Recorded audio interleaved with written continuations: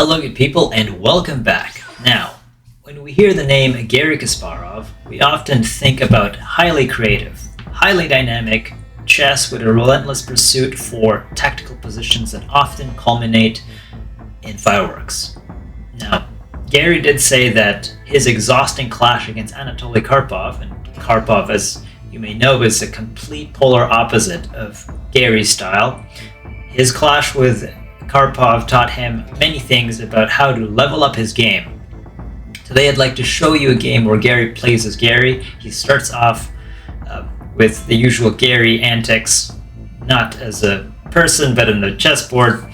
Then he switches gears to absolutely squeeze his opponent. And the vast majority of us can't play like Garry Kasparov, but this game is highly instructive. Let's boost that ELO. Let's get it.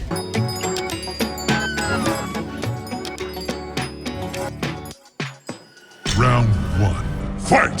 So this game took place between Garry Kasparov and Alexander Belyaevsky, another 1990s SuperGM, also known for highly imaginative and tactical chess. It's happened in Linares, Spain. And before I forget, if you do enjoy this content, please leave a like and sub. You have my gratitude. Let's get started. Garry plays as white and starts with c4, the English opening. Very un-Garry-like opening, because we usually know this is positional, but Garry can play all sorts of positions. e6, knight to c3, knight to f6, e4, c5, and Garry, of course, has no backwards gear, so he pushes e5, and then asks this knight, where do you want to go? Retreat? Yes, so that's what the opponent played, and now he plays knight to f3. Now, usually overextending the pawn structure like that means that it needs extra support, and there will be pawns hanging in the middle of the board. Knight to c6, attacking the pawn, and we have d4. Takes. Garry takes, and offers the pawn for free. Now, what's instructive about this game is that Garry offers the pawn for free, not for immediate tactical punishment, as the opponent takes, but he opts to look at a few things, or rather he shows us a few things. It's a very fast development. After knight takes on e5, knight d to b5, a6 by the opponent. Now notice with a pawn move, or any pawn move, because they can't go backwards, you do leave holes in the position, and here Garry opts to give a check. Bishop takes, queen takes on d6, moving the queen to the 6th rank, and potentially, well, trying to capture this. So the idea is Garry's eyeing the dark square diagonal, of course, easily defensible by either one of these, but he does it with a tempo. Attacks the knight there on e5 and asks the question, of course, where does that knight want to go? What does black want to do here? Of course, I'll just flat out say that knight to f6 is a blunder because, well, after knight to e4, queen to f5, knight to g3, if you try to go back, the awkward knight to h5 attacks the queen and attacks this if the queen decides to stay, and so much so that queen to f5 falls into a royal fork. And the game is over. But this is still a massive blunder, even though you don't play that. Say you go to queen to g6, we take, you hit the queen, and then there's this intermezzo tactic. If you take, this drops. What do you do about this rook? Not much. So Garry just basically asking his opponent, do you know this variation? And if you don't, how are you going to defend? And the opponent played f6, which is the most astute and correct move. The other ideas, of course, is if knight to g6, you're up a pawn, simply bishop to e3. And after knight to f6 there, you're now kind of behind in development as black. Your queen to e7, you just torture the dark square diagonals. And this is the kind of position that Garry likes, because you have this open diagonal. This is open. You have ideas here on h4, and these two things are poorly developed. And most of the time, that's how tactics work. It's just you have just poor defense. But the opponent chose f6, which is correct. Bishop to e3, knight to e7, and here bishop to b6, hitting the queen. A little bit of pressure against the opponent. Mind you, they also, well, there's no longer a dark squared bishop, so if white can just placate this bishop well into the territory, we'll see what happens. Knight to f5, attacking the queen. And here Garry just superimposes his threat. Hits the queen again. Garry superimposes the threat yet again. And now the opponent plays queen to d7. You notice the queen's no longer being attacked, but it's also blocking his bishop. So you might be thinking, say, why not queen to e7? Well, you have moves like f4, after knight to d7. And after knight to d7, a game of chicken can happen where, well, Garry will attack, and the opponent probably sensed this. He can play g4. After knight to h6, keep this idea there. Maybe you can give that up. b6, queen 2, attacking.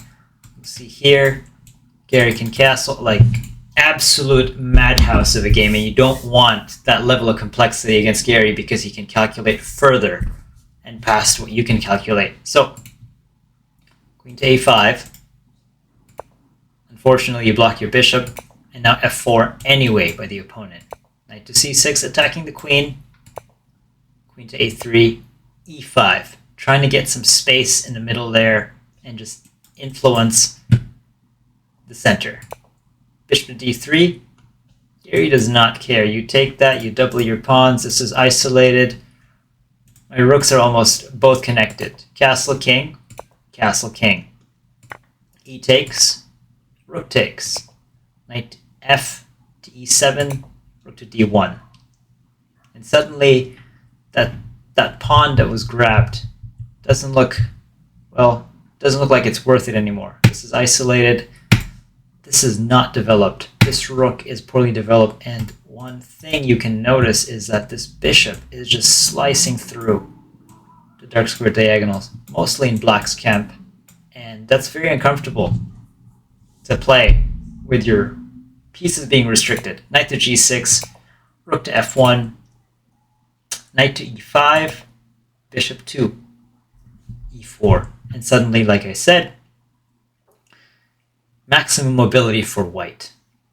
You take, of course, you get blasted, this drops. So Garry shuffles the queen, attacks this twice, liberates the bishop.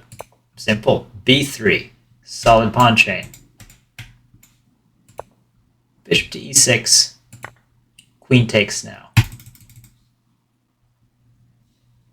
This was a long time coming. That was a weak pawn. We take. King to h8. Now queen to c7. Garry switches into very Karpovian, very Magnus-like squeeze here. He's grabbed the pawn. His position was better prior to, and now he's like, let's liquidate into an endgame, a middle game-ish endgame. Queen takes, bishop takes, and still, with this open file and open diagonal, this bishop dominates the scene. This is centralized. So yes, Garry can play all sorts of positions. Magnus is the best at playing any sort of position, but this is also the second highest rated SuperGM of all time. And with inflation considered, it's probably higher. I don't know. Rook to f7, back there. You cannot challenge this line. Rook can't go there. Rook to e8, h3. Rook to d7, we just block. If it takes, this is dominating. Rook to c8, g4. You can kind of watch the helplessness happen in the black camp there. Knight to g6, king just sidesteps. Knight to e5, What exactly is the plan? This is concrete. It's concrete.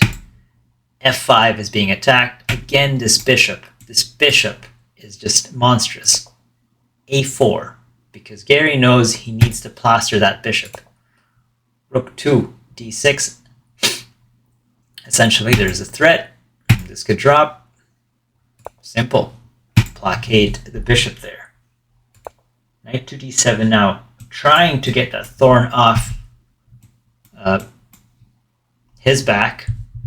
But here Garry just plays the simple reducing move, knight to C7, and the opponent resigned.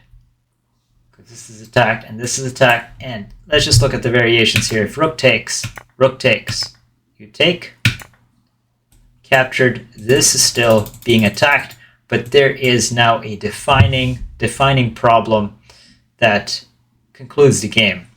This has been in control for white. The knight can't retreat there on D7, so what's the only square? Knight 2, A8. But guess what? This is hit. The king is stuck there. There's back rank problems, so takes. Now you get 3 raging pawns. King moves, and you simply exchange. And this game is done. Very instructive from Garry. First sets up traps, possibly SuperGM prep. Belaevsky doesn't falter, but just puts his position in just an awkward spot. And the very Garry game turned into a very Karpov game. I hope you guys get something out of that. There's more reviews and studies from past SuperGMs. I'll see you guys later. Double P.